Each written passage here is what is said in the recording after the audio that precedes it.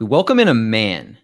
No, we welcome in a bro, a bullpen bro, the host of Perfectly Framed Pod and contributor to the 2021 Fantasy Black Book.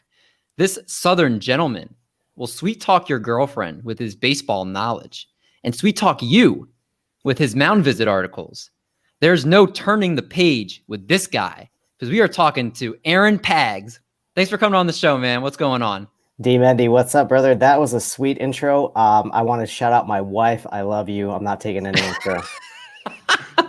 I should have asked if you were married before that, but she just knows she's lucky because she nailed you down and all the women are coming after you, but you got your woman. So I'm happy about that. Yeah, that's it. She's the lucky one. Sure.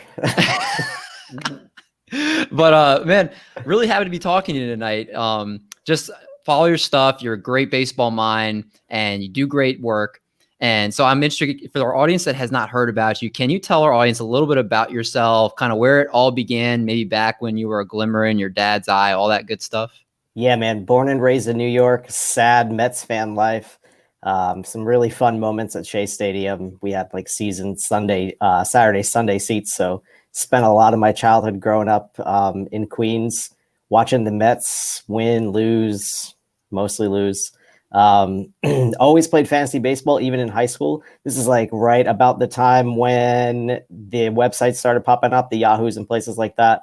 So played fantasy baseball for a really, extended period of time now. Got into the fantasy content creator ship probably about 5 years ago, just kind of writing here and there for random websites, posting my thoughts. I was terrible. So bad at it. I mean, just a joke. If I go back and read some of that stuff now, I would be totally embarrassed. I'm so happy that no one can find it. The internet has like swallowed it up, thankfully. Put a lot of focus on football last year over at fantasyandframes.com.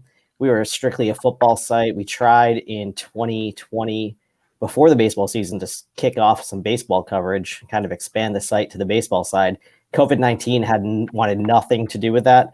So we shut it down before it really got rolling. We had some pretty fun guests on our podcast, Perfectly Framed by co-host Nate Markham, Todd Barnes. We had a great time over there. So, I made friends with Joe Pisapia, of course, of Fantasy Black Book fame, and kind of volunteered to edit and proofread the book. And then a spot came available, and I said, yeah, man, all I talk about is relief pitching on my baseball show, but I can do shortstops, so let's do it.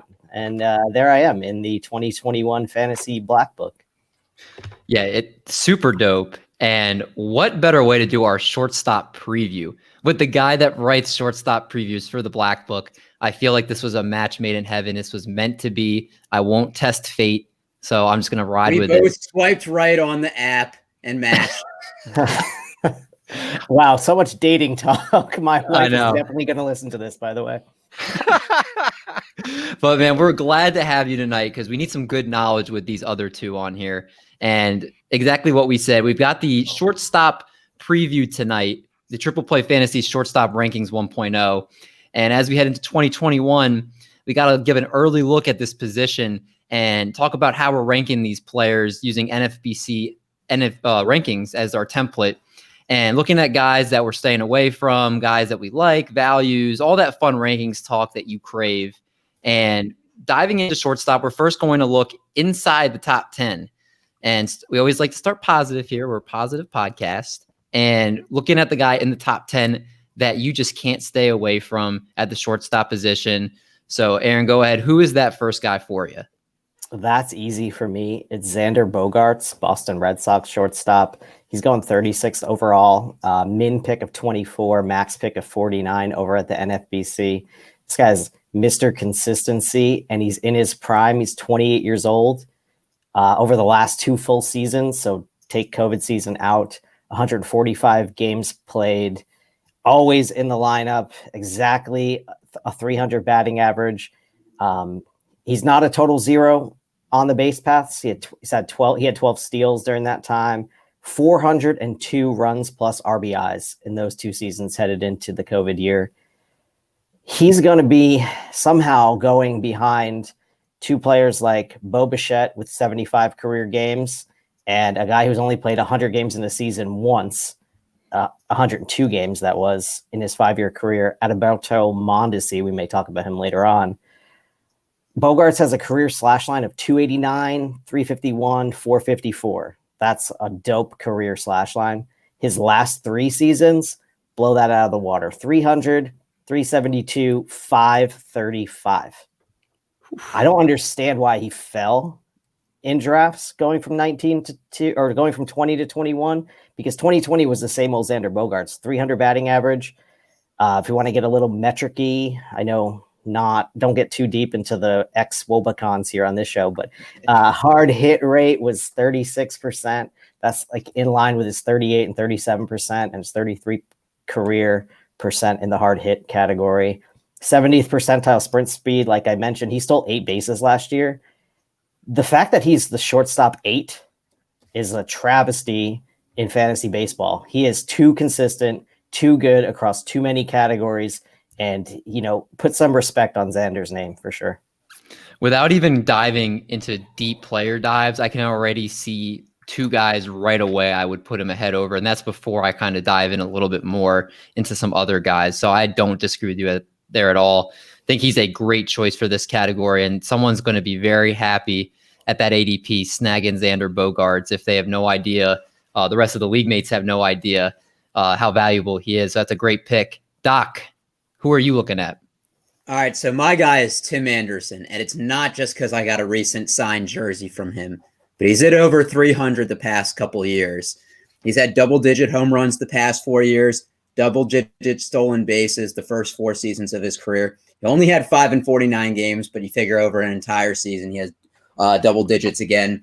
And what really changed was he had a friend that passed away in 2017, 2018, and he had a lot of off-field issues and mental health battles that he's kind of become public with. And ever since he became public with that, that's kind of like the spark that changed his career.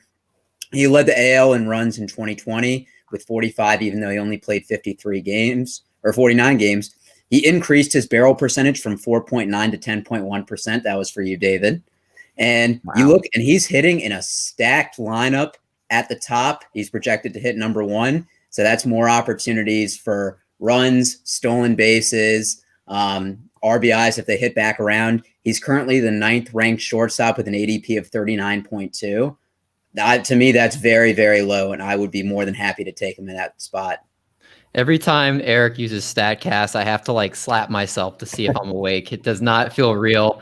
Can you slap yourself again? I got joy in doing that and seeing that. You can't even speak English, so no, you don't get it again. Go ahead, Cheesecake. Who's your guy? Well, I'm going with Trevor Story as the shortstop I want to highlight out of the top 10. The reason I'm going with Story and not Tatis or Turner is that I kind of see them all as like 1A, 1B, and 1C. So take the one that goes latest. I think that if you look at Trevor Story and what he's done in 2018 and 2019, that is kind of the projection we're hoping for out of Fernando Tatis. And he's going as high as 1st overall with a max pick of 7th overall. And Story's ADP is way down at 11.5. So I think that when you look at that and you see what Story has done, 2018, 37 home runs, 27 stolen bases. 2019, 35 home runs, 23 stolen bases. Both of those with over a 290 batting average. And in 2020, his power dropped a little bit. He was only on about a 30 home run pace, but his speed picked up. He was on a 41 steal pace. So perhaps he would have gone for a 30-30 season had it been a full-length season. And he was still hitting around 290. Now, what you saw with him in 2020 was something you saw a lot of hitters.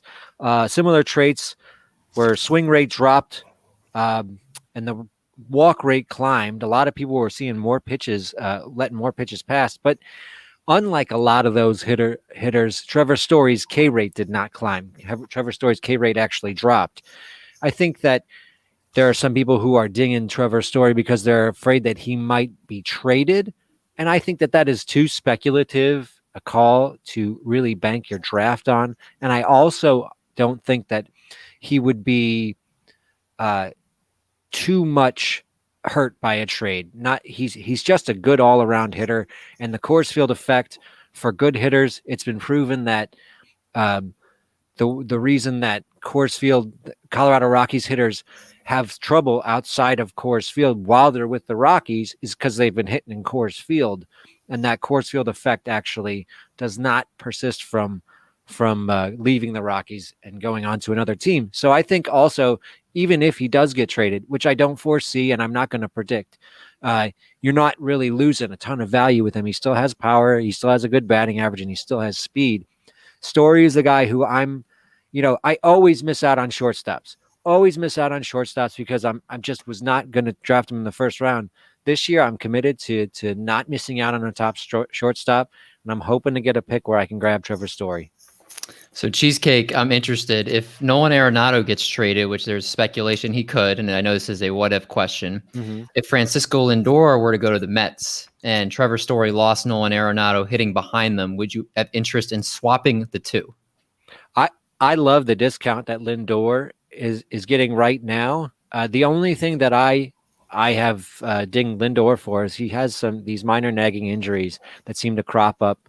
In 2019, he missed the first 3-4 weeks of the season with an injury.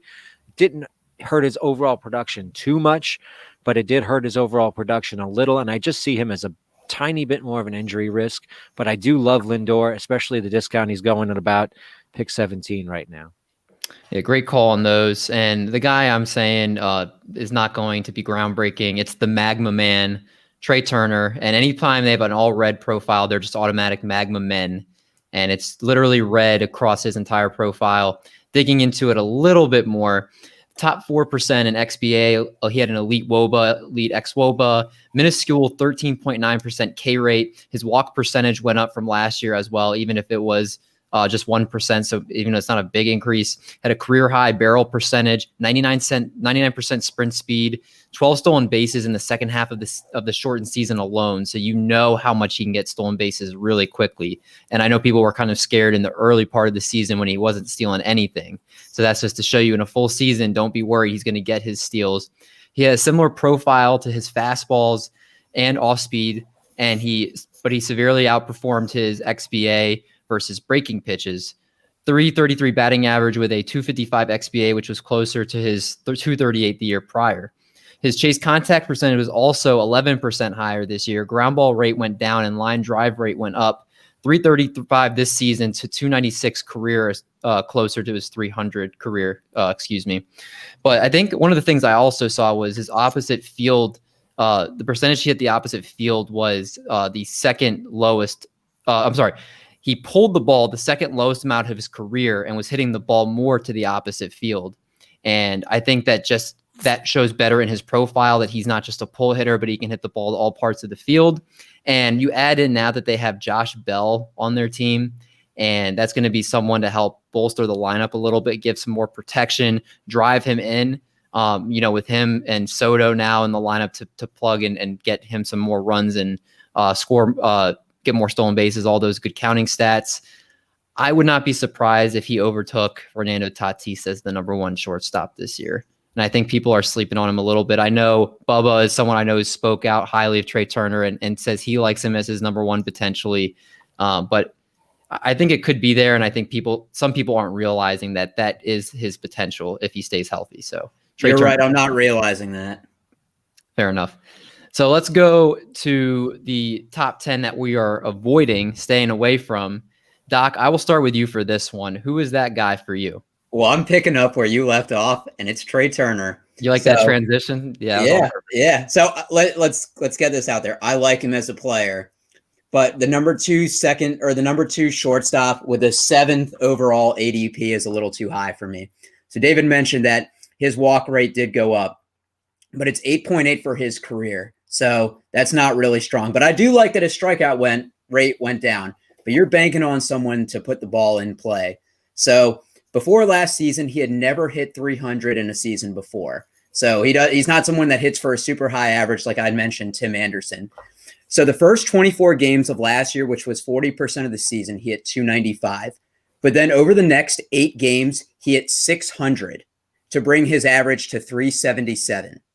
So those 8 games accounted for 13.5% of the regular season. He finished with a 335 batting average. So he had a really, really, really Charlie Blackmon-like hot stretch where that just bolstered his numbers up. But I think most of the year you saw him kind of hit in that 280, 290 range. They have him currently hitting second. Andrew Stevenson is hitting one, which means less stolen base opportunities. I do like the addition of Josh Bell, but besides Juan Soto and Bell, if he's hot, I don't really like the protection behind him. And he's somewhat injury prone, and I'm putting that because he's fractured his right wrist stealing a base and his right index finger trying to get a bunt for a base hit. So I think he might be a little less aggressive because they're going to have him in that 2 role to potentially drive in more runs. So I see him maybe not having as many stolen bases, maybe a little bit more power, but for the number 2 shortstop and 7th overall pick, that's a little too rich for me. Crickets. Right. I was wrong on the sound effect, but I knew you were going somewhere. You know me too well. Cheesecake, let's move from that bad advice to some good advice. And who are you staying away from? Well, let me just start off by saying that I am staying away from Bo Bichette, but not because I think he's going to have a bad season or that he's going to have a bad career or that I don't believe in him. I'm going to read you. 16th is Francisco Lindor, 17th, Yu Darvish, Walker Buehler, Bryce Harper, Lucas Giolito, Bo Bichette, Manny Machado, Aaron Nola. One of these things is not like the other one. The Bo Bichette is the only one who has no track record really to speak of out of those 8 or 9 guys I mentioned. And he's going there 21st pick overall, 20.7 pick overall. That is really rich. And you're in your second round of your draft. You need to lock that position in. You can't be taking a gamble. And I think Bo Bichette is a gamble. He has a small injury history. And if you look back in 2020, he sprained his lateral LCL. I think it's lateral collateral ligament. It's a tear in the ligament. He was out 28 days. So the side-to-side motion in his knees that caused it. So he was out for 28 days because of that. In 2019, he was shut down with his concussion protocol, getting hit on the head with a pitch. That happened on September 19th. He couldn't resume full baseball training activities until November 13th. And earlier in the season, he was out from April 23rd to June 12th with a left-hand fracture, also from getting hit by a pitch. Now, these are not the types of injuries, other than perhaps the knee injury, you could say, that look like nagging injuries. But the same thing can be said about Trey Turner. He injures himself trying to bunt. He injures himself sliding into a base. Bo Bichette plays aggressively. He could be the type of guy who might just get these nagging injuries, which take him out for a month here, 3 weeks there. And that really hurts your team, especially if it's your second round pick. And I look at Bo Bichette and I wonder, why are we taking Bo Bichette when 20 picks later you have Tim Anderson? Aren't we looking at Tim Anderson having a very similar profile to what we expect out of Bo Bichette? A good 290, 300 batting average, some pop, some speed. Maybe you could say that Bichette has a higher ceiling on that, but he hasn't shown anything like that. So I think that for me, there's just too much risk in that second round pick going Bo Bichette. Yeah, I think people think he's this year's Fernando Tatis. I think he's that hot name after seeing Tatis explode on the scene, and people are basically taking his short career so far up to this point and multiplying his numbers by 2 and assuming that that's his 162 when he plays in a full season. You can't do that, unfortunately. It's very speculative. Everything is there, and I am very high on Bo Bichette. I definitely will make sure I take Bo Bichette in a dynasty league. I took him in a dynasty draft. I took him 7th overall, and I think that that's not overvaluing what he could be in dynasty. But again, I think that Fernando Tatis factor, everybody is trying to get that next guy that's going to be huge. And at this point, they're like, maybe he's a first-round pick next year. So his values keep shooting up. Aaron, I want to go back to you for your guy that you're going to be staying away from in the top 10. Yeah, I mean, I don't know why you brought on the shortstop expert. You guys have a really good pulse on this position in 2021. No, seriously, you guys have making some excellent points here. The position as a whole is, we'll get to this a little bit later, but the position as a whole is super top heavy. So I know you guys have broken down positions 1 through 10 and then 10 and then 11 through 20. It's much harder at shortstop to find somebody in the top 10 because these guys are so good. They are such good fantasy assets. They all have, these guys are all going in the top 50 overall in ADP, and to poke holes in guys going in the top 50 is much more difficult than when you're talking about second base or, positions where it's more spread out across the entire draft. But the shortstop bunch is really tight up at the top. So you'll see in a second that I have a difficult time disliking any of the shortstops that are going in the top 10. Be mean. It's okay. We don't judge. But the truth is, the easiest one to nitpick is Corey Seager of the Los Angeles Dodgers. He's shortstop number 7 going off the board. His ADP is at 30. It looks like he plays NFBC because his min pick is 16, which is crazy. and his max pick is 48. But Seager crushed the ball in 2020, literally. The metrics are nuts on this guy. 15.8% barrel rate, a 55.4% hard hit rate. And when he lifted the ball, when he got a good launch angle, it went over the wall at a crazy rate. He had 15 homers in 232 plate appearances. 21.7 of his fly balls were homers last year. Wow. I'm going to throw the wet blanket on this whole thing. In his career, entering 2020, Seager had just a 15.2% home run to fly ball. So that went up in 2020, 43% from his career mark. He had a career 43.8% hard hit rate. That went up 27% from his career mark in 2020. He had a career 7.7% barrel rate. That went up 51% from his career rate. He had a career year in 2020. There's no speed element with him. He's got 11 stolen bases in 541 games. I don't want to be wishy-washy here, so I'm going to leave out the good about him because truthfully, there's nothing worse than when somebody asks me take a stand on somebody and then I caveat my stance with I'll have some shares of him though. I don't want to go on this crazy rant off of this, but I try to avoid that analysis because the great majority of the people listening are playing in one league, right? So they need to know who they need to avoid in their one league or two leagues. So of course these guys are all good, but let's give them some good advice. They don't really have room for shares in their life. Anyway, let me get off that rant. He's going in front of power speed combos like Ozzie Albies, Kyle Tucker. He's going in front of Nolan Arenado and Jose Abreu, who, even if you're the biggest Seager tout, you would kill to have a Nolan Arenado or a Jose Abreu season out of Seager this year. They would just kill for it if they get a full season like that. I have no idea how he can live up to this draft day cost. Seriously, I don't get it with Seager. I get it. I know he had a really impressive postseason. We'll get to that in my 11 through 20 player that I don't like, but I don't know what I'm missing here with Seager. People are loving him. The Dodger bump. Yeah, there's a Dodger bump. That's true. LA, New York. I'm a New Yorker. I get it. I look at my drafts. I bet that I have Yankees and Mets rated higher than, Cardinals and Brewers for sure. Siri, make note not to draft Corey Seager in any of my drafts. Okay. She noted it for me. So honestly, I don't disagree with that. I'm kind of half kidding because I will take, like you said, I will have some Corey Seager shares, but I think that's a very valid point that home run fly ball is not sustainable. And that obviously I think also the Dodgers too, in the sense that they have a lot of guys they like to rotate in, give guys day off too. So his counting stats won't be quite as good at the end of the season for that reason. And his value, I don't have it in front of me. I'm pretty sure he was like a 4th or 5th round pick last year, if I'm not mistaken.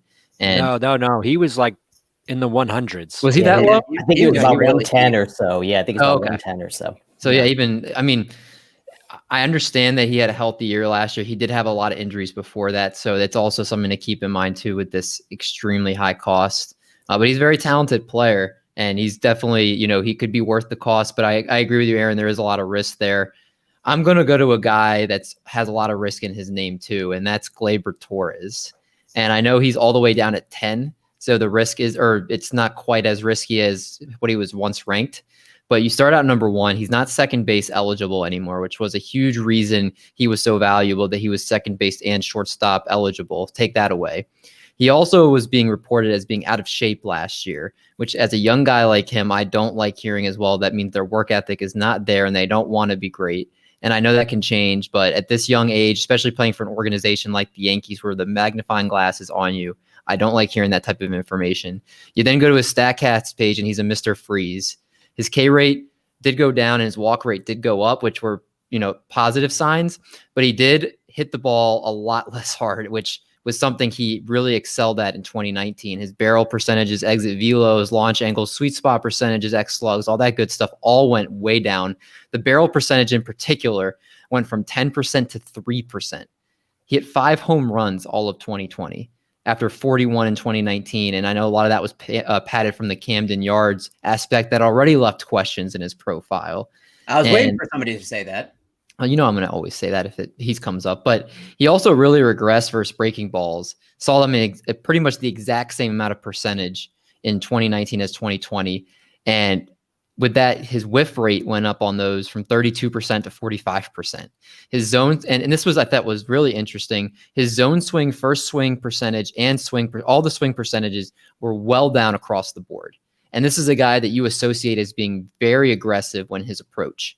And to me, that lack of aggression means he was not confident in his swing last year. And he basically was leaving the bat on his shoulder. Obviously had a higher walk rate because of that. But I think this is a guy that does better when he's aggressive. And he did not seem like he had that confident mindset when going into the plate. This also carried over with his ground ball rate going up and weak contact going up. I'm a little nervous with a young player like this that, again, you play in New York. The biggest bright lights are on you. You're not handling the pressure while gaining weight and being out of shape throughout the season. They have a lot of roster flexibility, especially if they bring back LeMahieu. It's not like they're hurting for players that can hit. So this is a guy that take your term, Art. This is somebody that, again, at 10 is a lot better value than what he was before, but he's so much volatility that I think I'm completely staying away from him. I'll let someone else draft him. If he bounces back, great, but it won't be me that takes that chance in most of my leagues. So let's move from the top 10. And then this is the part I know Aaron's been waiting to get to, the 11 to 20, where you can start picking on some guys here. So Aaron, I'll let you start off with the 11 to 20 guy that you really like before we get negative. And who's that person? Well, so let me just comment on your Gleyber Torres take. Like, David, you're spot on. That is the exact line of denomination here for shortstops for me. I hear a lot of people talking about the shortstop position. Of course, I did a lot of research for the Black Book, and I was looking into these guys for 2 months prior to today, prior to the book being released in December. Right after the season started, we started diving in and taking a look at these guys. And I hear often analysts say the shortstop position's deep, and I completely disagree with that. It's excellent at the top, and the excellence lasts like a while into the pool, but there's a cliff right around shortstop 10. And I'm not going to dodge who I like in 11 through 20, don't worry. But I prefer not to wait beyond Gleyber. Like, that's where I'll be. So in my drafts, I'll be tracking shortstop, of course, the shortstop guy. I'll be tracking shortstops in my drafts. And once about 6 are off the board, that's when I'll start to make my plan of attack for the position. And you overdraft Corey Seager. Got it. And I'm not going to overdraft Corey Seager, for sure not. That's why I said 6, where Corey Seager's at 7, and slide in right behind Corey Seager and take somebody, who's better. But anyway, if there's an unexpected run, like from 7 to Gleyber or something like that, whatever, I'll just wait and grab way later on Jorge Polanco, Paul DeJong, Jose Iglesias type, something like that. But anyway, let me get back to your question directly. 11 through 20 at shortstop. If you don't know, I love talking about shortstops. 11 through 20. My guy is Dansby Swanson, Atlanta Braves. His ADP overall 104, min pick 79, max pick 144. Started every game for Atlanta in 2020, /274, 345, 464. Very good numbers from the shortstop position. He was 3rd in the entire National League in runs scored with 49 last year, 7th in the entire National League with 65 hits. That's whole league-wide numbers, not just at shortstop. He's going somehow shortstop number 12 off the board.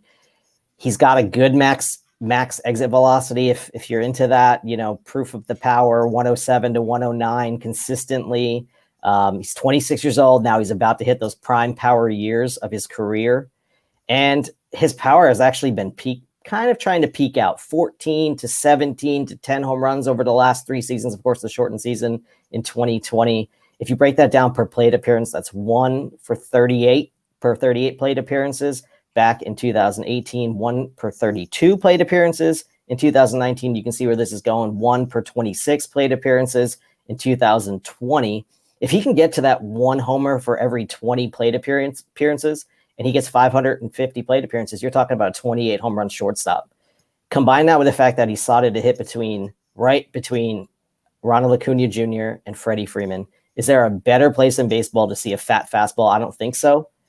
And last year he hit 336 with a 588 slug on fastballs. So the guy can mash a fastball. He's got a 90th percentile sprint speed. He stole 5 bags last year without being caught. You can lock him in for 10 to 12 steals. And like I said, if he hits those mid to upper 20 home runs, this guy's a super value going after pick 100 in your drafts. Yeah, like you said, I pulled up roster resource just to check to make sure that they have him slotted up top, because I know they've played around with where they put him in the order, and he's been, 7th at times and 8 and all that type of stuff. And obviously, if he's at the top of the lineup, he's going to score runs. He's going to get RBIs. He's protected around arguably being around Acuna and Freeman's as good as it gets, like you said.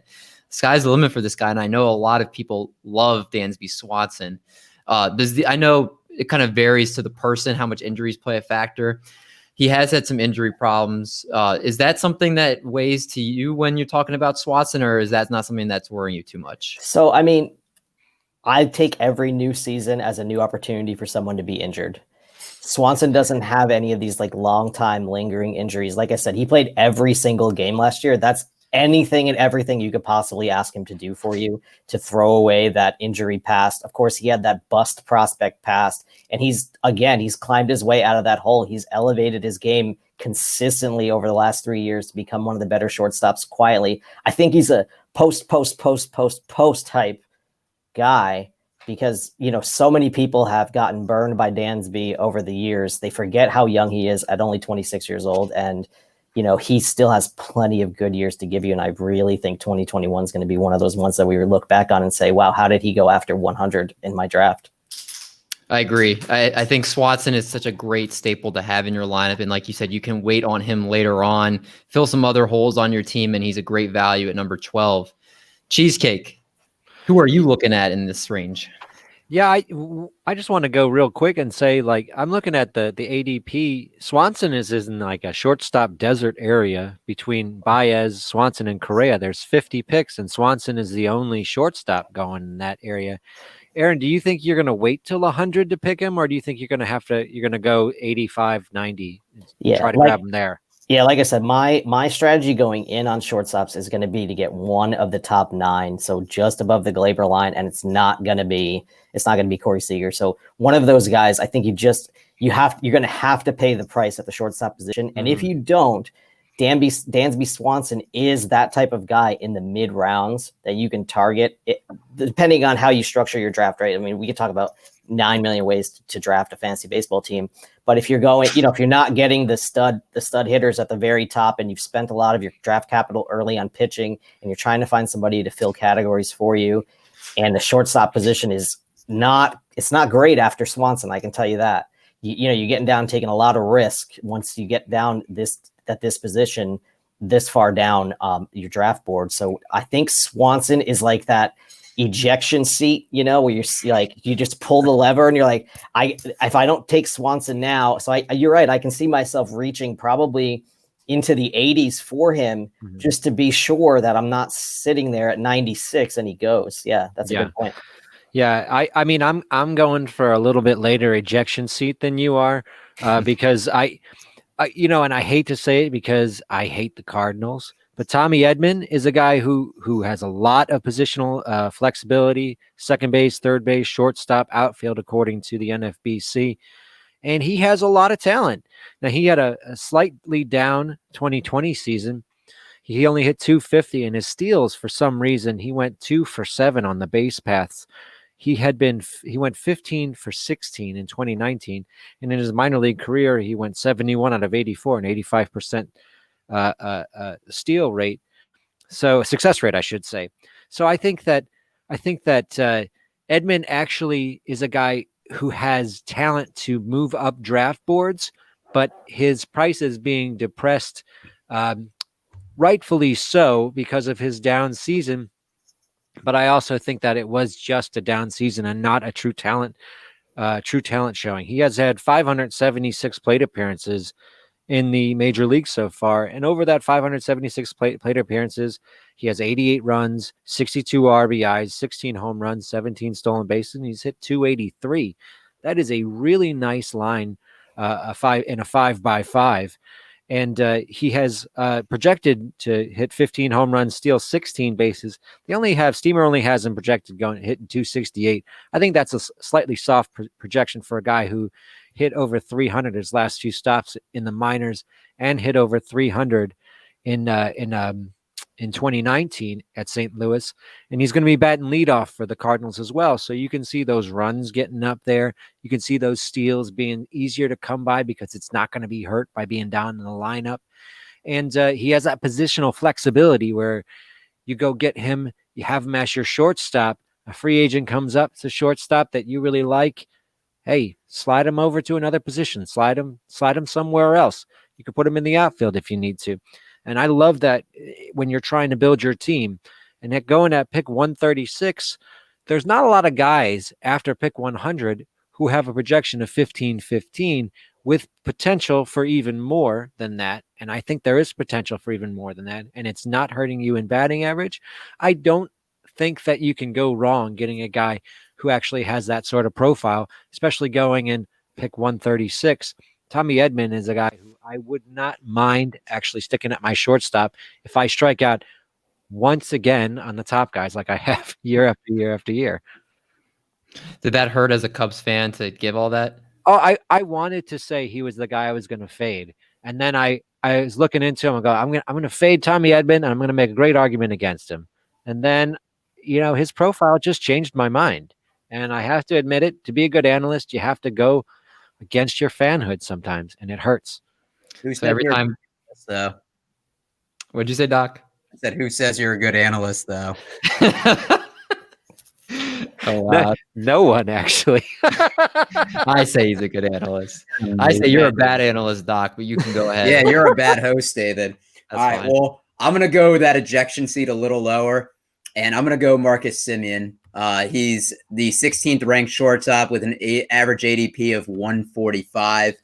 It's funny because I think that we all view 2020 differently for some players. But looking back, this is a guy that finished, and to take Art's phrase, this guy finished third in MVP voting in 2019. You look at his history, he's played 155 games or more in 4 out of the last 5 full seasons. So not only is he staying healthy, but the Oakland A's are basically playing him every day. He's had double-digit home runs and stolen bases the last 5 years. And it's not like, okay, he's hitting 11, 12 home runs. He hit 27 in 2016, and he hit 33 in 2019. So we know he has 20-plus home run power as he's done it multiple times. So what happened in 2020? Well, his batting average dropped to 223. His K rate skyrocketed from 13.7 to 21.2. But I look to regress a little bit as he has a career 17.6. His walk rate dropped from 11.6 to 10.6 percentage, but that's still the second highest of his career. So I think over the past couple of years, he started to take more pitches, and he started off really slow. He hit 185 the first month, but he ended the season pretty well. Over the last 17 games, he hit safely in 12 out of them, which is 71%. So I think he was somebody that as the end of the year came, he kind of got a little bit more, acclimated. I think everybody handled the shortened season differently, but I think over a course of a full season, he's a great value at that spot. Yeah. I mean, Semien showed in 2019, he was MVP candidate, even if he's not quite that going forward. He still looks like he's a great value where he's going. A guy I want to bring up here, Javi Baez, this one's just for you, Cheesecake. Had to bring a Cub into this discussion. He's shortstop 11. And you look into his profile, obviously he slashed 203, 238, and 360 in 235 plate appearances. Not great. And it wasn't just his ugly plate discipline that disappeared this past season, but he was also just flat out missing hittable pitches in the zone, fastballs going right down the heart of the plate, the same pitches that he's actually just crushed in the past. And his 252 WOBA ranked the bottom 3% of qualified hitters. His career worst 31.7% strikeout rate clocked in among the bottom 7% in the league. And his 3% walk rate, which is absolutely putrid, was lower than 98% of the league. So again, I'm talking all this negative about somebody I put as a love here. And he's, again, down all the way to number 11. And the thing that I look at, and this is going to be more of a gut call than giving data and kind of talking about why I see these changes in his profile, all that kind of stuff. But him and JD Martinez were the two guys that came forward about this. Their lack of being able to use video really hurt them. Being able to kind of look at their swings, look at how they're being attacked, and kind of being able to make those changes that they've been used to doing. And JD Martinez, who I wrote an article about recently, was pretty public about his anger towards taking it away from him. And it changed his whole approach as a hitter. And he mentioned that he said, look, not everybody's got that God-given gift. He said some people have to work at it, and video is something that we've become as a new generation of hitters accustomed to. And if you take that away from us, that's a big part of our game. Javi Baez coming out and saying the same thing, you can see that he was even someone that was not, or he didn't have great plate discipline, someone who didn't walk a lot, was even worse this year. So I'm thinking in a full regular offseason, let him have some tape, let him be able to break down his swing. I think he's going to be someone that's firmly in the top 10 going forward, more closer to the top 6, 7 guys. If you give him video, if you give him a normal season where he has everything access to him. And I think this is the biggest discount you're going to be able to get on him personally. Now, are you worried that the Cubs seem to be rebuilding?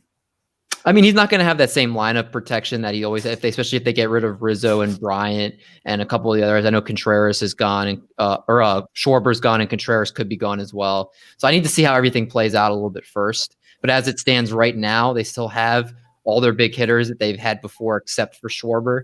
And so I'm going to go off of what we have now. And it's someone I think that will have a lot better season in 2021. David, your gut call on Javi Baez is pretty good here, because last year he only made contact on 74.6% of strikes thrown to him, which is his worst ever in his career. And even when he made contact in the zone or out of the zone, for that matter, his bat average on balls in play, his BABIP was 262, and that's way below his 333 career mark, and even way below the 298, 302 major league average. So unlucky not hitting strikes last year. I think there is a lot that, there is some kind of connection there between what changed last season and how much that impact Baez and JD Martinez and guys like that, for sure. Yeah. I think, again, this is going to be the lowest you're going to get him, until he really starts taking a turn. So I'm all in on that value there. I'm happy to get him later on. He's someone him and Torres right there back to, I feel more comfortable in him over Torres because of his track record personally. And again, somebody that I will happily snag at this spot. Let's go to the other side of the coin here. And we're going to go to talking about someone in this range we are going to fade. And I'm just going to really quickly start out with this one because I don't have a lot I'm going to say about this guy, and it's Jake Cronenworth. And the only reason I'm not going to say a lot is if you've listened to the show, and people that are listening now, I assume regularly listen to the show, we did talk about him in length. Cheesecake gave a great breakdown about him, and I don't want to recycle the same information and kind of waste everybody's time hearing the same recycled information. Cheesecake laid it out beautifully last week. But the only thing I am going to say is since that pod, they have now acquired Hyung-Sung Kim, and that's someone that's going to be taking his role in the infield. They have not traded any hitters as of this moment. So right now he's looking like a super utility player. And he's also got to compete that with Austin Nola, who also has now become a super utility player on that team. So great profile. As if you look at his StatCast page, a lot of things look great. Again, Cheesecake broke it down beautifully last week. If you want to kind of see why, as a pod, I think we're generally going to be fading him. But as it stands right now with that team, this is not someone that's going to be getting consistent at bats. And this is somebody that I'm going to make sure I pick in this range that has consistent playing time, which he does not. So that is just my argument against him personally. And I want to go back to you, Aaron, for your guy. Sure. So shortstops 11 through 20. Again, I want to pick in the top 10 shortstops this year. So I want to make that perfectly clear. Like, if there's one thing you take away from this podcast from me, make sure you get a shortstop kind of early in your drafts. But if you're waiting around, don't fall in love with someone's name. Don't fall in love with what you saw them do in the playoffs on TV. Do not fall in love with Carlos Correa. I'm telling you right now. 127th is his ADP overall. His min pick 89, his max pick 164. So a big span there. I think people have one opinion or another on Correa, and I'm closer to the 164, obviously. I want to take the same approach I took for Xander Bogaerts when I'm talking about Correa. So looking at the 2 years heading into COVID, Doc, you talked about this. Some people have different ways to look at 2020. So let's look at how we would look at Carlos Correa heading into 2020 before we get to his 2020 season. In the 2 years prior, he only played a total of 185 games. He's been injury prone throughout his career. I mean, actual injuries, true injuries. His batting average in those 2 seasons, 255. He only hit 36 home runs combined in those 2 seasons. He doesn't show enough power. His 4 stolen bases might as well be 0. That there's no contributing factor there over 2 years with 4 steals. 226 runs plus RBI. That's good for 1 season, but that's not good when you're talking about 2 seasons. And now 2020 comes along, and Carlos Correa is playing, and he slashes 264, 326, 383. I actually wrote LOL next to that. Like, that's a terrible slash line. And you know, for real life or fantasy, he had 5 home runs, 0 stolen bases. And then the buzz happens. Like, this guy's a sleeper all of a sudden. Carlos Correa, he's on everyone's shortstop sleeper list. Why? Postseason bias. It truly happens all the time. 6 homers, 17 RBIs in a 13-game postseason sample. I mean, for me, just spare me the Correa. His injury history is enough to keep me away. His offensive outputs since 2017, and now that's a long time ago. It's way in the past. I am not going to be on Carlos Correa at all. Pure pass. Yeah, Carlos Correa is a very interesting player because, again, you talked about the injuries and the whole what's the lineup going to look like, and it's a very sticky situation. I think, like you said, his name pops. You're like, oh my God, Carlos Correa is here. But you look kind of underneath the hood, it's not always as pretty as it looks. And I think that's really important that you brought that up to our listeners, because the ones that see his name and automatically think he's a steal need to make sure that they look a little bit more into his profile. I think you outlined that beautifully. Doc, I want to go to you next. Yeah, I was just going to say, somebody said the best ability is availability, and Carlos Correa does not have that. I think that was I you, said Doc. that last week, and Yeah, I said that last week, and David said, "Oh, that's a cheesy line." Yeah, So but when don't- Aaron says it, it's okay. When you say David, you're a politician. You flip flop. But it's interesting because with Carlos Correa, the Astros championship window is kind of closed. George Springer appears to be gone. Jose Altuve is injury prone himself. Justin Verlander got Tommy John surgery. Zach Greinke's another year older. Ozuna is having Tommy John.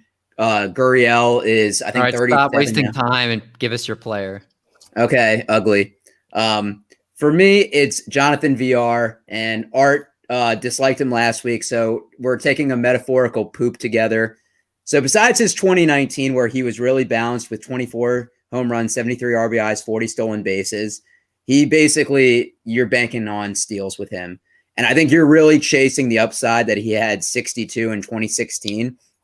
But his batting average and on-base percentage has dropped each year. You also look at the fact that he has a 26.1 career K rate. So if he's not getting on base, he's striking out a lot in points leagues. That will ding you.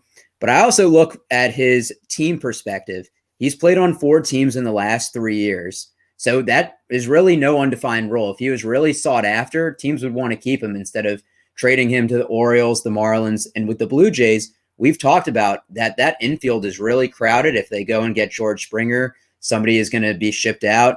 I don't see VR staying with Toronto the entire season, and I don't think he's going to be an everyday player.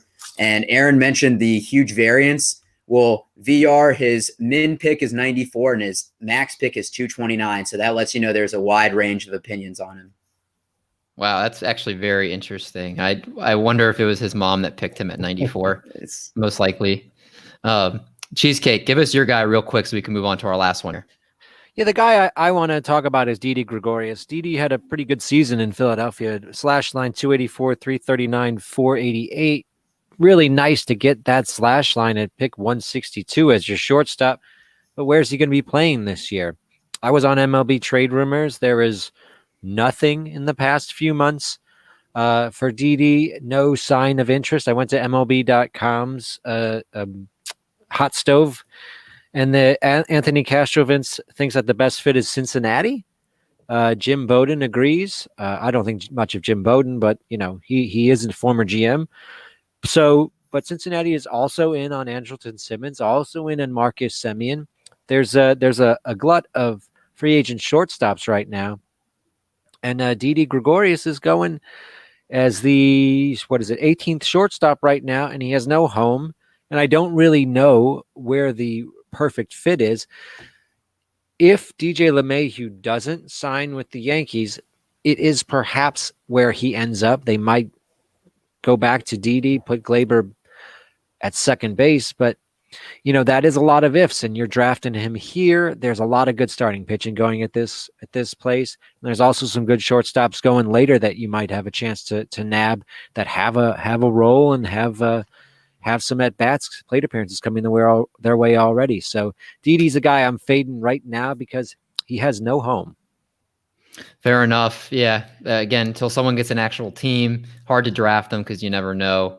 A lot of factors that go into that decision. Let's get to the most interesting part of this discussion and the ones that people really want to see where they can get late if they're really fading shortstop. And that's the ones going outside the top 20, the ADP on NFC. And Fantasy Triad, Mr. Aaron, I want to go back to you. I feel like this is your stuff right here. This is what the stuff you love to talk about, the ones people might not be looking in as much detail. Who is outside the top 20 that you are going to slam your fist on the table and pound and tell them you need to draft this guy?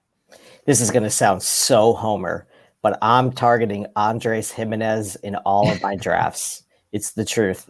He's a speedster, 93 stolen bases over 4 minor league seasons. In 2020, the Mets played Jimenez all over the infield. He had 8 steals in his 132 plate appearances.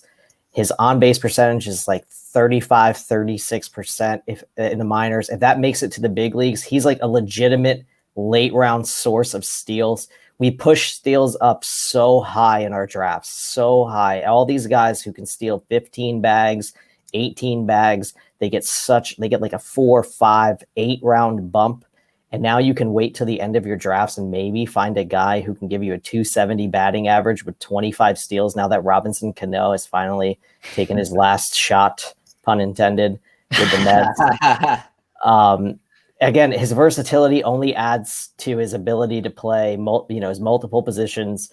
He can fill in. Luis Rojas, the Mets manager, has shown already that he likes to use Jimenez all over the field, even earlier as a defensive replacement in different spots for JD Davis and Jeff McNeil and guys like that. So Jimenez, I loved him before Cano went out with the PED suspension. I am absolutely in love with him this year after.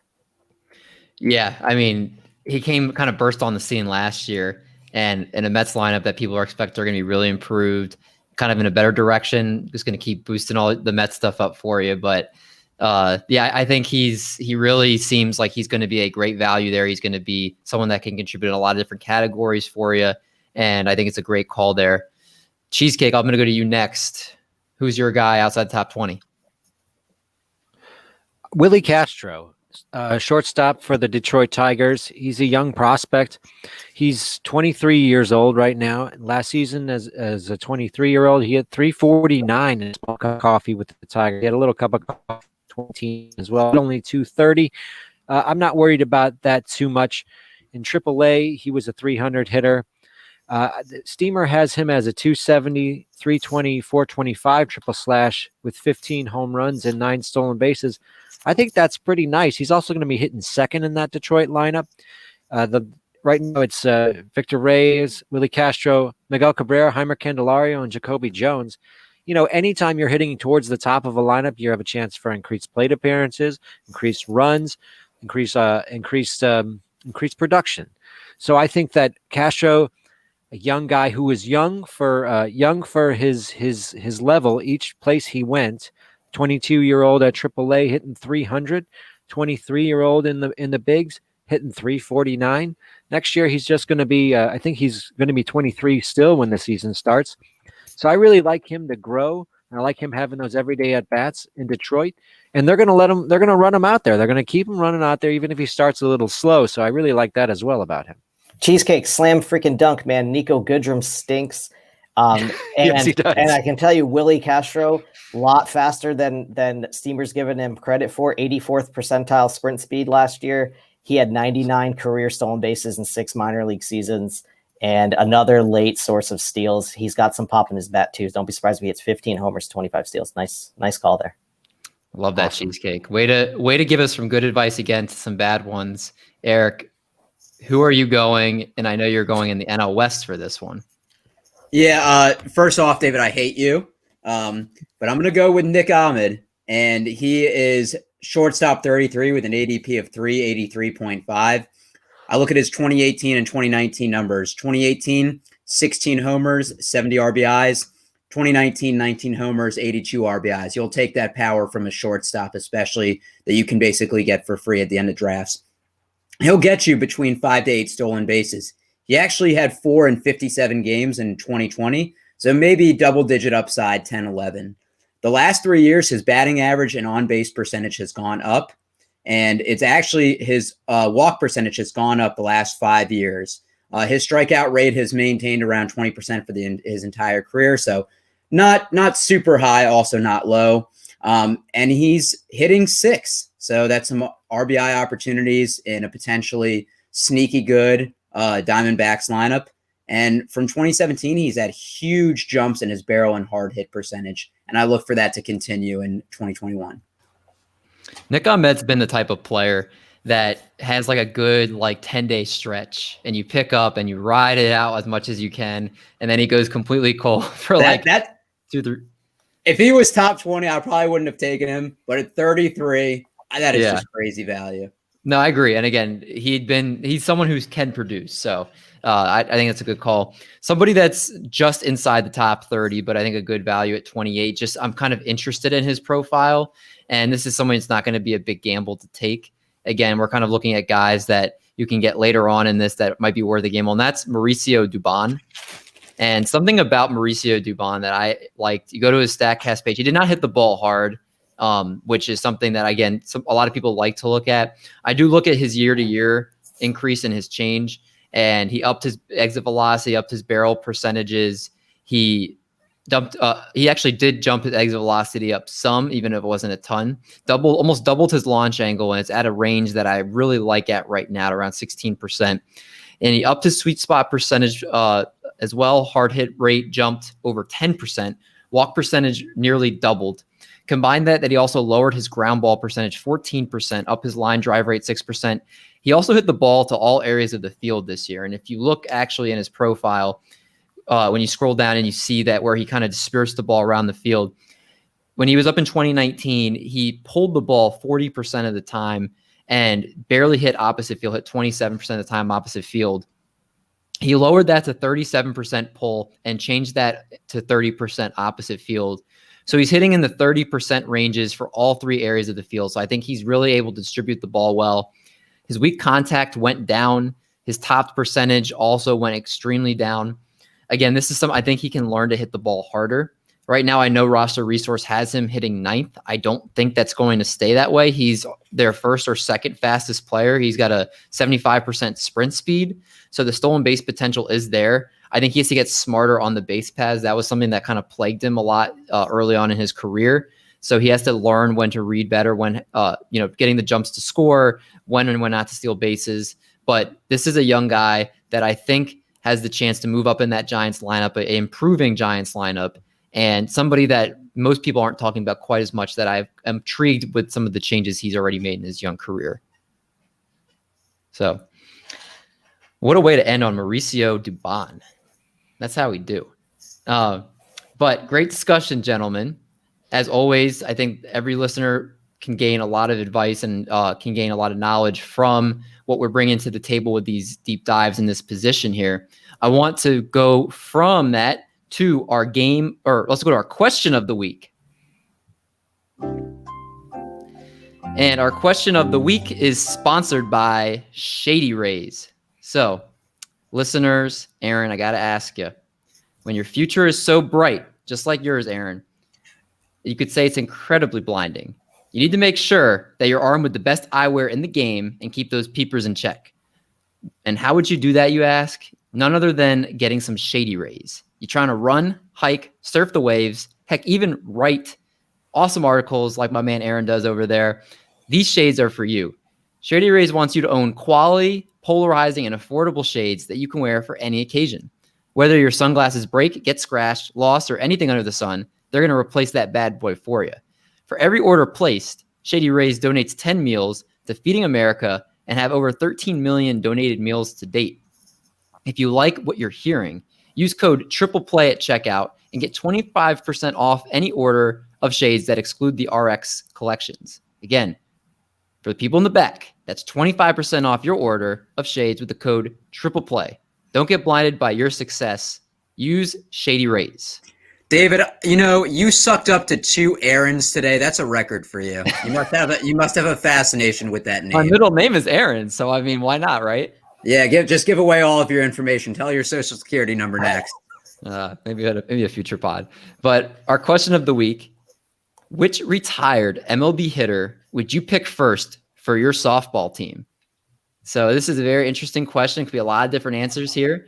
Aaron, you're the guest. I want to start with you. Who's the hitter you're drafting first for your softball team?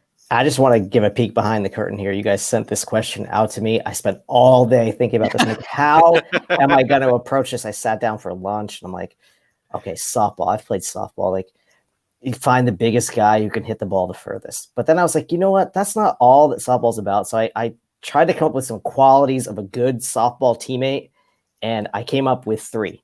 Show up, crush the ball, pick up the tab, right? Like those are 3 awesome qualities for a softball teammate. So this guy I picked, this retired MLB hitter, 1,900 career games in 16 seasons, always showed up, 427 career dongs, crushed the ball. His net worth is $70 million. I added one more thing in there. You can't be a loser. You got to be a nice guy. You got to come from like a regular family. You can't be a first-round draft pick. You can't. Gosh, I want to know who this is already. A golden spoon guy, a 62nd rounder, my homeboy, my man, Mike Piazza, all day, every day. Here's a great tidbit on Mike Piazza. By the way, I did not know this until after I picked him as my player. He is the all-time. Okay, first, baseball swings don't work in softball. We all know this. If you've ever played, you watch these guys who play baseball and they swing and miss all the time. Mike Piazza, all-time leader in Rock and Jock softball RBI. Rock and Jock softball RBI? I've never. Yeah, he has the most RBI in Rock and Jock softball. You know the old MTV where they had like the celebrities and the ex-major leaguers play? I don't know if you ever saw that, but you need to watch those. I did. Yeah, I remember that. Chris Conley of MTV and ESPN fame, he was keeping scorebooks, I guess, throughout this whole thing. And he says Mike Piazza has the most RBI in the Rock and Jock softball game. So Mike Piazza, you the man. You're on my softball team any day. Wow, that's way going to be better, I think, than any of our answers. It might win it right there. Sucks for Doc having to go after that. So go ahead. Who's your guy? Yeah, I don't even know how I top that. My pick was Jermaine Dye because he always seemed to get a clutch hit or a clutch home run whenever his team needed. I know David is thinking about it right now. And in softball, I mean, like you said, the swings are different, but you're going to need somebody to come through in the clutch. And I'll make sure that I'll calculate my lineup. Okay, we're down by 1. Okay, everybody strike out. So Jermaine Dye hits at the bottom and get a walk-off. Yeah, Jermaine Dye is a reach there. So I wouldn't turn him down either. So good call. Cheesecake? I'm going with Adam Dunn. My thinking was like Aaron's first thought, get the guy who hits the ball really far. I mean, I've played a lot of softball, and I love it when you get a big guy coming up, the pitcher just turns around and just starts waving the outfielders back. Go back, go back, go back. And Adam Dunn, you couldn't wave him back far enough. Adam Dunn actually has the longest home run in the StatCast era for like, in the past 10 seasons, I should say, for like 4 franchises. So he's going to be the power, and you'll put him at first base, or it's softball. You can even put him in the outfield. It doesn't matter. But he's going to be that power source in your lineup, and he's going to be crushing balls, and they're going to wave those outfielders way back, and he's still going to hit it over their heads. And on the day you pick him, he goes 0 for 4 with 4 strikeouts in low pitch softball. I was going to say, you would just have to convince him to swing the bat. It wasn't he like well known for just standing there and taking walks when it was time to get a big hit? That's Walk, right. striker, homer. That is. I miss him. I miss him a ton. That guy just when he was an entertaining at bat. Anytime you would see him step to the plate. So the guy I have, and I'm a little disappointed in Cheesecake and Doc because we had this guy on, and Are you gonna say Espinosa? no, Okay. no, we had this guy on, and he talked about this guy, and we had JJ Putz on, and he talked about this guy that he plays softball right now, and this is a guy that was already a crazy home run hitter as it is, and that's Paul Konerko. And remember, if you guys remember, JJ Putz said he plays he's under the radar, like his Twitter name isn't his actual name. He pretty much has it out there so no one can find him, but he plays softball low key. And he's just kind of living the good life. And I was like, all right, you have a guy that crushes that many home runs at the big league level that's playing softball right now. Paul Konerko, man. You can't beat that. That's a great call. I like how none of us picked like Barry Bonds and Mark McGwire. Like, what the hell? Yeah, like, Barry Bonds, Mark McGwire, Frank Thomas. No, I mean I'll take Paul Konerko versus the world at this point. So, but this needs to happen. I would love for them, like they have the big three for basketball. I would love for them to do a adult retired like baseball league for retired MLB hitters that want to play and pitchers that want to play. That would be awesome. So I'm petitioning for that on this episode of the pod. We might have to make that a thing. But great discussion with that one. Great player choices. Let's go to our last segment, and that's the game of the week. And I haven't gotten to the point where I can have two different screens I'm sharing, so I don't have intro for the game music. So luckily the master editing of Art will add that in. Boo! That was you, David, not Art. But so the game is guess that MLB player by voice. So what I'm going to do is I'm going to play short clips of MLB players talking, and it's your job to guess who that voice is. I'm going to give you multiple choice for each one, just because I think with baseball, it's a little harder to be able to identify who these players are. They're all active, so it's not like you have to go way, way far back here. And I won't take credit for this. I was searching online to try to find things, and I didn't want to have 10 tabs open. So there is one guy that put 11 of these together. I just have timestamps so we can ignore his really horrible commentary in between. So I'll give credit to the TD Barrett on YouTube for this. He did the legwork. I just added some stuff in. So as Doc would say, we'll listen to your horrible commentary in between. I got you, Doc. Oh, hey, appreciate it. You are looking out. So are we just buzzing in with our name after you give all the choices? I'm trying to get over the burn that I just suffered from a fellow Aaron first. But so how this is going to work is we'll start with Aaron, Doc, Cheesecake, and then Doc, Cheesecake, Aaron. I'm going to give you all the same multiple choices, and you each will get a turn to guess. So I want everybody to be able to get a chance to guess. All right.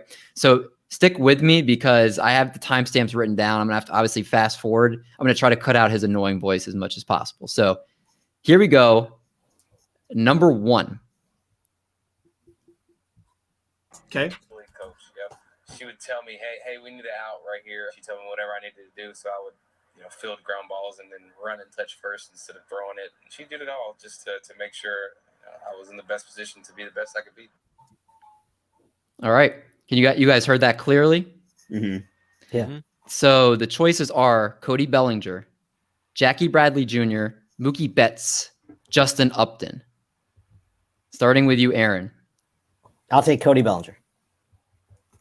Doc. I'm going Bellinger as well. And Cheesecake. Justin Upton.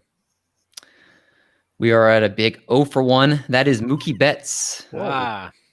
If you guys need it to be repeated, I will play each one again once if you ask for it, but only if you ask nicely.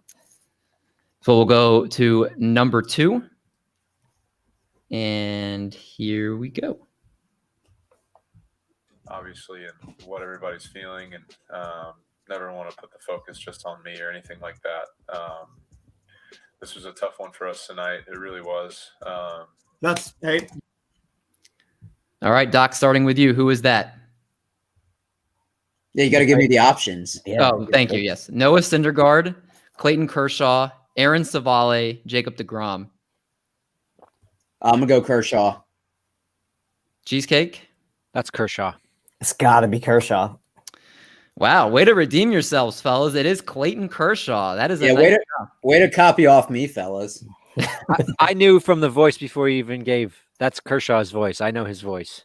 Yeah, I don't know yeah. why I do, but I knew that was Kershaw. All right. Well, we each have one. I'm not very good at math, so make sure you have your own score in your head as I navigate here. So let's go to the next one, number 3. This one's only 7 seconds, so you make sure you listen up. They're only going to get harder. Being on primetime television this whole time, we'll see if we get the 7 o'clock slot. I know exactly what this is. I'm going to play this again because he adds his commentary. Here's it one more time. They're only going to get harder. Being on primetime television this whole time, we'll see if we get the 7 o'clock slot. I know exactly what this is. So the choices for this one, starting with you, Cheesecake: Nolan Arenado, Alex Bregman, Chris Bryant, Todd Frazier. Alex Bregman. Aaron? Disrespected, huh? I'm going to say Todd Frazier. All right, Doc? Well, just for the sake of diversifying, I'm going Chris Bryant. Cheesecake said it with conviction, and that is correct. It is Alex Bregman. Nice job with that one. It's Thanks. obviously very hard, 7 seconds here. So Cheesecake takes the lead. We are going to number 4. Myself. Come brand use. Got my backpack. Oh, that's really MCM. cool. Yes, I like bags. Got my soap. Is that your favorite soap? Yes, that's my favorite soap. Got it to stay fresh. My iPad to watch my videos. Oh, okay. Well, You guys want it again? Or you guys got it? We got to know the options. Yeah, let's hear the options. Okay. The options are Francisco Lindor, Robinson Cano, Jose Ramirez, Jose Altuve. Can we hear it again? Here you go. myself. Come brand use. Got my backpack.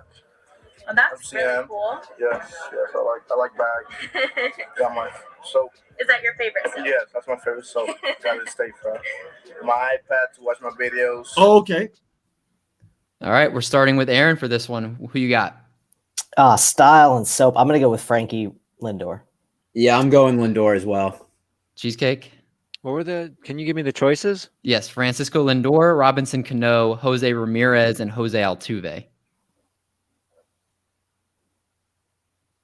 Oh, I thought you said Abreu the first time was one of them. I knew it wasn't Abreu.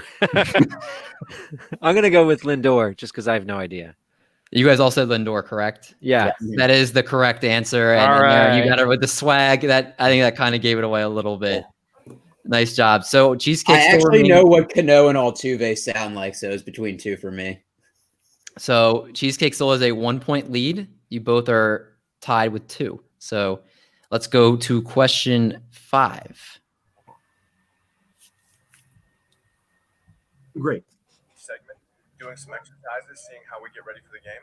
And Yep. I was thinking, Got him, coach. I know exactly who this is. I was wondering what the fans at home thought about that. Maybe shoot you some messages on your Twitter and come up with some ideas. That like Sorry he screams so loud, but I couldn't cut that part out. You guys, the options you have for this one are Paul Goldschmidt, Eric Hosmer, Pete Alonso, and Joey Votto. And it's starting with you, Doc. Can you play it one more time, please? Yes. great. Segment, doing some exercises, seeing how we get ready for the game. And Yep. I was thinking, Got him, coach. I know exactly who this is. I was wondering what the fans at home thought about that. Maybe shoot you some messages on your Twitter and I'm going Pete Alonso. All right. Cheesecake. Votto. Aaron, what are you thinking? He's lovable. He's a polar bear. It's Pete Alonso. Aaron, you said it with such confidence, but Cheesecake again. Joey Votto is the answer. Wow. I don't know how you've heard Joey Votto talk. He's like never talks, but that was awesome. Did you know that? Like no doubt. No, it wasn't no doubt, but that was my gut. It was Votto. All right. Well, Cheesecake got a 2-point lead. Aaron and Doc at the rear fighting for second right now, but we still have 6 more to go unless Cheesecake outpaces you guys so much here. This next one has a little bit more you can hear from. So it's actually about 19 seconds. So you should be able to get a good idea who this one is. Here we go.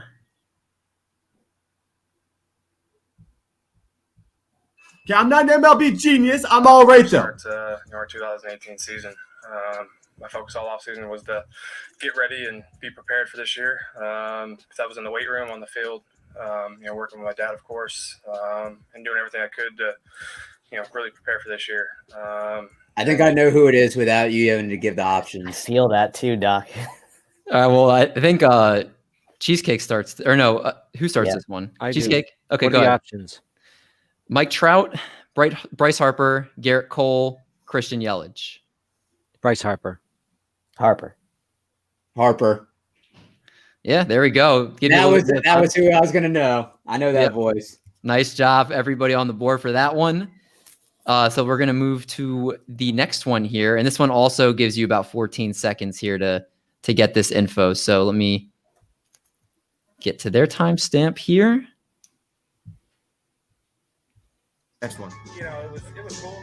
Obviously, I know how passionate the fans are. He's in the off season, spending time with my family, be close to my family, and scouting and front office done an unbelievable job with their the guys that they drafted.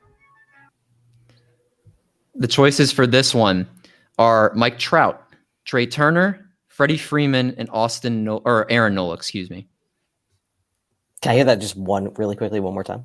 Yes. Next one. It was cool. Obviously, I know how passionate the fans are. He's in the off season, spending time with my family, be close to my family, and scouting and front office done an unbelievable job with their the guys that they drafted. So again, the choices are Mike Trout, Trey Turner, Freddie Freeman, and Aaron Nola. I'm going to take Aaron Nola. Doc? I'm going Freddie Freeman. Cheesecake. I'm going to go with Freeman as well. I think Freeman's the only one that has a family. A big offer. Wow. Everybody. Mike Trout has a baby girl or whatever that was born this year. Do you not remember? Yeah, but I thought this might have been an older interview. I would be surprised that Trout said that the organization was doing a good job. That's why I was going to didn't pick say Trout. passionate fans in Los Angeles. Come on now, Mike. You're not fooling me. Just trying to get on their good graces. So Cheesecake still remains with a 2-point lead. We've got 4 left. And the next one is here. Hoy quería saber porque sentí que le di bien, pero imagínate. Perdí un poco el control de la curva. La estaba dejando en la zona alta. Yo creo que eso fue lo único nada más. All right, the choices for this one are as follows. You have Juan Soto, Jose Abreu, Gary Sanchez, and Nelson Cruz. And Doc, you are starting. Can you play one more time, please? Yes. No. I asked politely. Porque sentí que le di bien, pero imagínate. Perdí un poco el control I'm going Nelson Cruz. dejando. Cheesecake? Abreu. Aaron? Abreu, he's Cuban. The answer is Gary Sanchez. What? Wow. I heard him say Cuba. I was like, Me it's too. got to be Abreu. That's why I threw him in there as a little curveball for you. It just sounded like a grown man voice. Well, I mean, these are all grown men, honestly. Jose Abreu, Gary Sanchez, Nelson Cruz. Juan Soto, I guess, is a little younger. But all right, so Cheesecake with 2-point lead with 3 left. You guys got to get these to take it over the lead here. So let's go to the next one. You're not doing too bad. We had the same expectations last year. Just wasn't as much in the news, but with the group of guys in there, we all expected to do what we did last year, and not much has changed. Obviously, we got a long way to go, but a good vibe, and we're ready for the second half. All right, the choices for this one are Trey Turner, Lucas Giolito, Jacob deGrom, and Christian Yelich. And I forgot who we're starting with for this one. It's me, I think. It is. Yeah. Yelich. Aaron. I'm going to say Trey Turner. I have to pick a different one if I want to stay alive, and I'm going to say DeGrom. Cheesecake, you might have to have a profession in these voices, Oh, my man. goodness. It is Christian Yelich. That is a nice job. So that was actually my initial thought, but I was like, I have to say something to tie. Well, Try to you tie. you could have said that and then gone different on the last two to tie him. Yeah, but Art follows me, so he could have blocked me. Strategy. Well, I don't even need to go the last two because Cheesecake got this in the bag. You guys can't catch up. That was a great job by Cheesecake. I don't have the soundtrack up, so I'll give you the old-fashioned applause. Nice job. I like it. The 10 to 15-second FaceTime is yours, and then we're going to get Aaron out of here. Man, Fantasy Triage, Aaron, thank you for coming on. You know, your knowledge of shortstop is really second to none, and you're really giving this to our fans right now. And, you know, we try to give the best to our fans, and we did that this week. Thanks, Aaron. You're the man. And Aaron, I want to make sure you get a chance to plug your stuff, but I do want to say thank you again for coming and joining us tonight. It was an absolute blast to talk with you and just break down shortstops. So, you know, anything you want to plug, any secret projects you're working on, all that stuff, the floor is yours, my man. My pleasure, guys. Thank you so much for having me and hosting me. Of course, I can't get out of here without telling all of your listeners to go to Amazon.com, pick up a 2021 Fantasy Baseball Black Book, Kindle version or paperback. Joe does a great job updating his RPV throughout the year for like $5 extra. It's like the biggest steal in the internet, and the book is such a great resource for all your drafts. Doesn't matter what kind of league you play in. You can find my stuff over at fantasyinframes.com or the Perfectly Framed podcast with Nate Markham and Todd Barnes. We don't do shortstops there. We only do relief pitching, the drudgery of fantasy baseball. No one wants to talk about relievers, so all we do is talk about relievers 365 days a year. We know every single bullpen inside and out. So if you need some knowledge in bullpens, follow our podcast, give us some likes, subscribe. It's on every single podcast platform. That's Perfectly Framed and fantasyinframes.com. And for those that can't see the screen right now, where can they find you on Twitter? And they can find me on Twitter, of course, at Fantasy Triage. I'm on there way too much for having a 2-year-old, a pregnant wife, and an ER nurse. So, yeah. No, I love it because the fans, after hearing this episode, definitely need to go look at your page and bother you with questions because you got the knowledge for all of us here. You carried the show, so I kind of expected that. But again, make sure you follow him. Great in the fantasy baseball community. Friendly guy, as you can already tell. So make sure you follow him, check him out. Next week, we'll be continuing our position previews with the third base position with Corbin Young of Fantrax. So make sure not to miss that. Until then, everybody stay safe, wear a mask, have a wonderful new year. We will catch you in 2021. Nobody black out.